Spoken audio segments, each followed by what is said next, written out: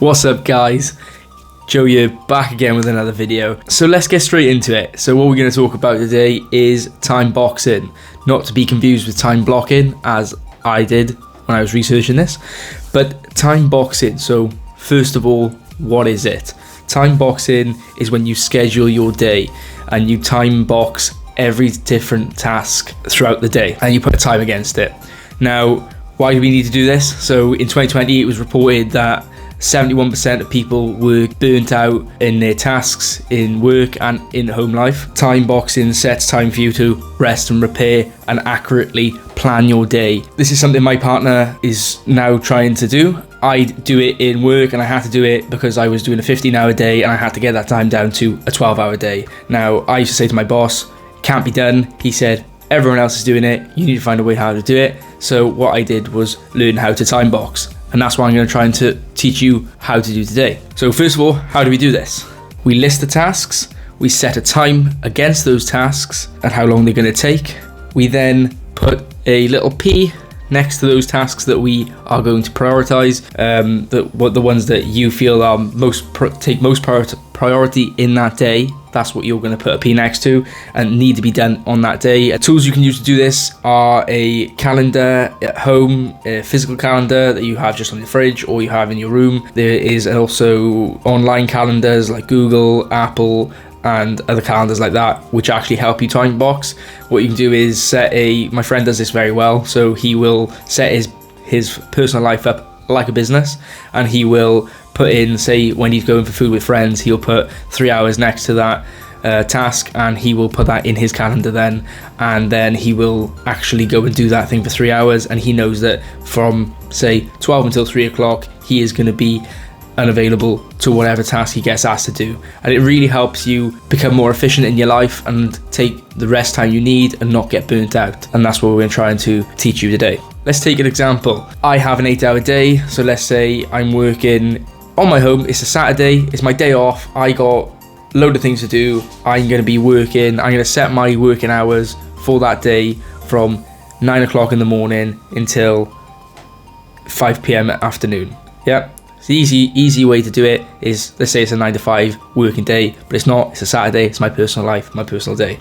So I'm going to set aside 1 hour for breakfast. Now, some of you may say that's ridiculous, but I like to have a cooked breakfast. I will set aside half an hour to eat that breakfast, 10 minutes and 15 minutes to prepare it, and then 10-15 minutes to clear up or have any other unforeseen downtime. Now, that's very important for you to do, is create a little bit of a buffer in those time blocks or time boxing, because you never know what's going to happen during the day, whether it be traffic or there's unforeseen circumstances that pop up. There's going to be things that occur throughout the day that you're not going to be able to plan for.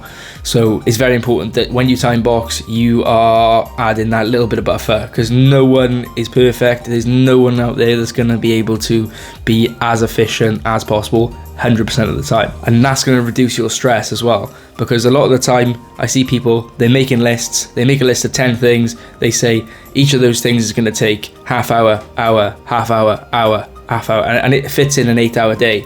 And I know, because I have worked on production lines, and I know that there are unforeseen downtimes and there are unforeseen actions and things like that are going to go wrong, and you need to plan for those things. There's a really good book on it. It's called Freakonomics. If you actually get the chance to look at it and you're interested in production and production lines, then you know, go have a look at that book. But yeah, that's basically the gist of it. So that's it. That's my breakfast. So I'm going to put like an hour down for that. Even though it only takes me half an hour to eat it, I actually need to prepare it and clear down. I'm then going to say 2 hours is going to go towards gym training. So I'm in the gym for maybe an hour.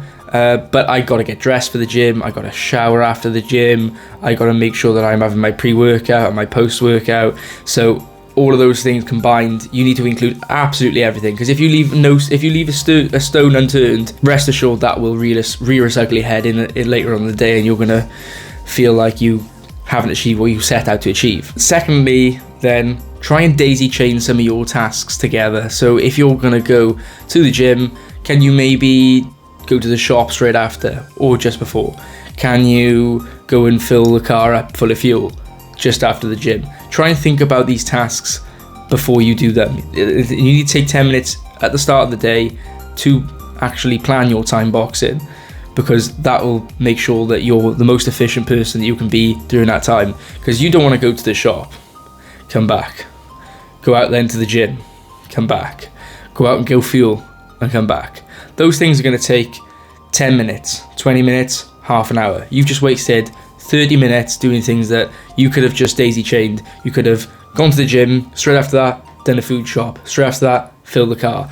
And that's the things that you need to be thinking of when you're doing time boxing, is how can I daisy chain these things together? But also, what's a priority? So something for me that's a priority is going to the gym. I feel like I need to go to the gym every day to make sure that I am trying to keep myself healthy and fit. That helps my mental state, but also my physical state in achieving the things I need to achieve.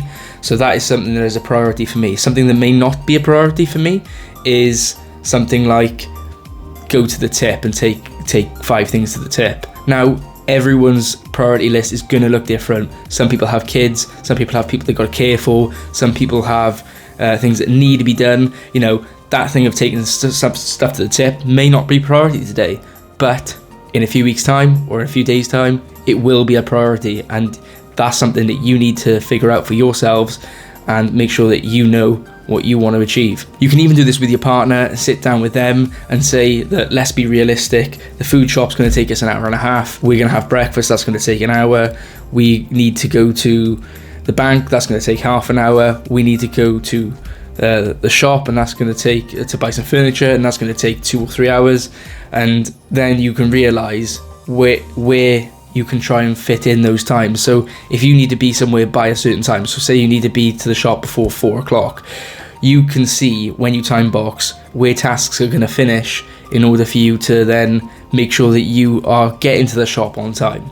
So it is really important and really good for you to learn this skill. Like I said, I've been doing it on production lines for years, so it comes very naturally for me. That's why I'm making this video, is that it is so powerful to use in your home life. You can really efficiently run your life this way. Now, that's it really. It's quite a short one today. Time boxing, give it a try.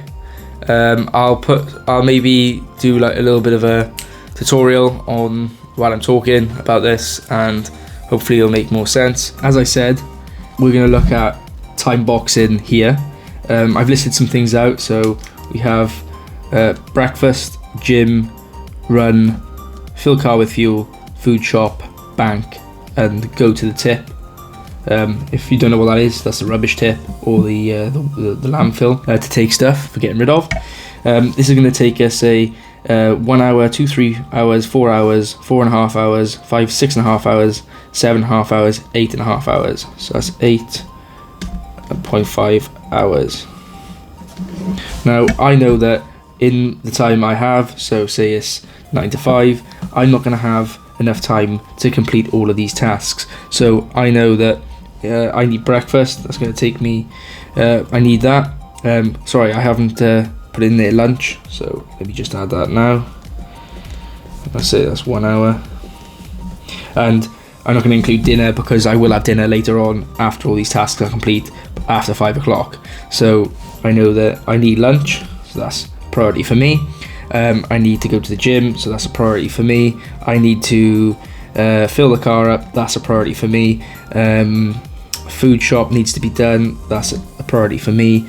And maybe some of these things like the run, the bank, and the tip can be postponed to later dates, or I can try and cut my gym session down from an hour to 30 minutes so that it only takes me an hour and a half, or I have a bit of a quicker breakfast, so I don't have a cooked breakfast, I have a bit of so I have oats or cereal and things like that, or I try and pre-prepare my lunches in order to make sure that I don't have to cook lunch and make sure that I don't have lunch. So let's see how long these things are going to take us anyway. That's 1, 2, 3 hours, 4, 5 hours, 6 hours, 6.5 hours. So 6.5 hours. And that's how long everything should take us. Oh, you can't see that, but yeah, 6.5 hours. That's how long everything should take us. Now, what we can do is, I know that the food shop, the car, fuel station, and the gym are quite close to each other. So potentially I could get this time down to about an hour and a half, this time down to 15 minutes, and this time down to an hour and a half, which then brings this time down to around 5.5 hours. That's how you can make your time more efficient. And then when you get this time down, you can actually try and add in one of these other tasks if you have the time. Now, maybe the bank closes at 5 p.m, so you can't do that, and at 4 p.m, and that you can't do that. Maybe the tip closes at 4 p.m, and you can't do that. So what does that leave? That leaves maybe a run in there for me then to carry out. And that's what you can do to Timebox. Timeboxing is a very efficient way to get your goals and tasks completed throughout the day. Like I said, this could actually take this 5 hour here, 5.5 hours, may actually take longer, because you could have traffic, which adds an hour, plus 30 mins because you had to go to a different fuel station, no fuel. And there's things like this that are gonna really impact your day and come up, and 30 minutes because you had to hoover and you didn't realize you had to do that, and then all of a sudden you've got 3 hours that you haven't accounted for, and then you've got up to 8 again, and that's why you need to time box. Okay, yeah, cool.